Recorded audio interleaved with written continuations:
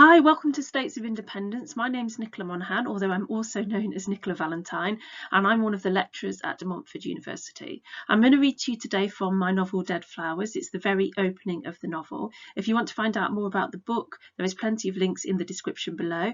It's published by Verve, who are also here in the indie corridors today at the festival, so there's a link below so that you can find them there too. I hope you enjoy it. This is the very opening. There is a bit of a Scottish accent in one of the characters, so forgive me, I'm not going to try too hard to do that one because I'm not very good at it, but I will read as best I can. So I hope you enjoy it, and as I say, you can find out more about it and about my publisher in the description below.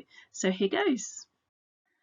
It was Saturday night glad times in the Loggerheads pub, and Harry was propping up the bar with his skinny red streak of a pal, Bobby O'Quaid. An old man a couple of tables away tipped his hat at the pair of them. Harry lifted a hand to wave, then slicked back his dark hair, pomade leaving a sticky film on his fingers. The three old crows who sat together in the corner most nights and drank gin until they fell over were cackling away.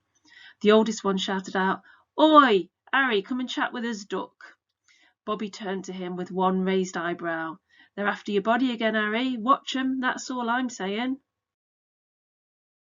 "Well, I haven't had sisters afore, so I could well be tempted," Harry said, laughing and slapping Bobby on the back. The carpet sucked at the soles of his shoes as he walked towards their table.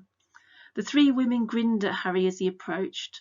Not a one of them had a full head of hair, and their mouths were missing several teeth, except the smallest, who had perfect chops that could only be false. "Hello, my lovelies," he said. "What you lasses up to tonight?" He fixed them with his lively blue eyes and gave them the big smile that he knew made ladies' hearts beat a flutter. "Gladys has bought her taras," one of them said.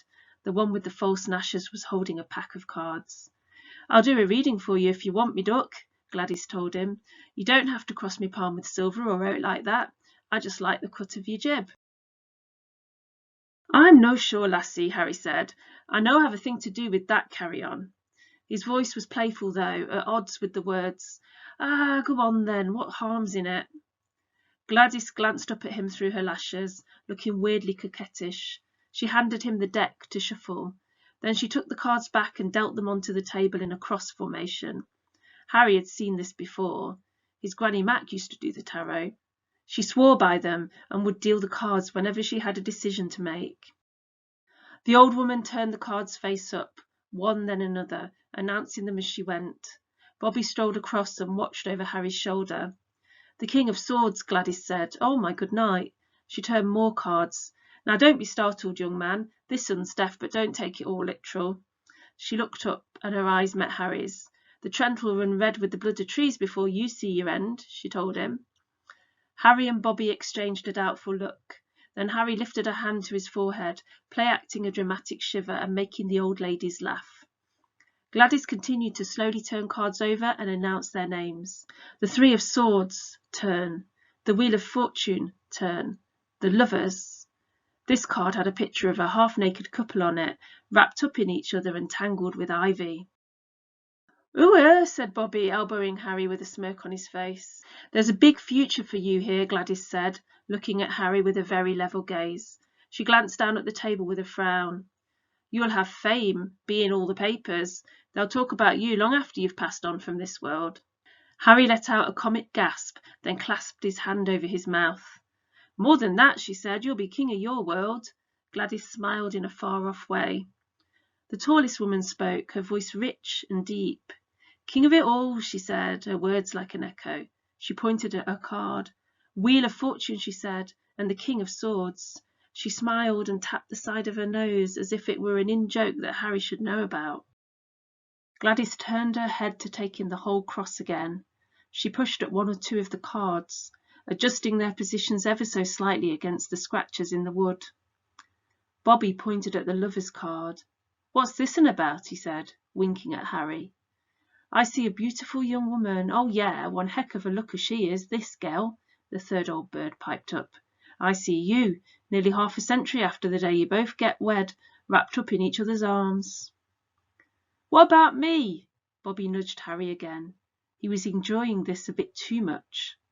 "You'll do all right," Gladys said. "You'll be happy in the end." "Fame and fortune sounds better, being honest." Gladys smiled like she knew all his secrets, rocking gently in her chair, dancing to her own tune. "I see something good here for your children," she said, and left it at that. "What about my weans?" Harry said. "How many? Will they be happy and rich?" He was grinning and catching Bobby's high mood. Gladys grabbed the cards and cleared them quickly. "The tarot don't tell you everything," she said. The women turned towards each other then, and back to their glasses of gin and orange. Whatever they had wanted from Harry, it was over now. "What the hell were that about?" Bobby said, as they walked back to the bar. "Blood of trees?" Harry shrugged. He wasn't smiling any more. The way she'd suddenly packed up the cards when he'd asked that question about children had put the willies up him. They stood at the bar and he ordered 2 more pints of mild. He thought about the cards. The pints were handed over and he took a big gulp. Bobby stood beside him, staring into space as he took his first sup. "Penny for 'em," Bobby said. Harry took another gulp of his drink and shrugged. "No, I can't believe in any of that shite anyways," he said. But he closed his eyes, and all he could see was a picture from the cards, 3 swords piercing a heart, and blood, gurgling and bubbling and thickening like it was boiling in a pot, leaking all over the sticky floor of the pub and pooling at his feet.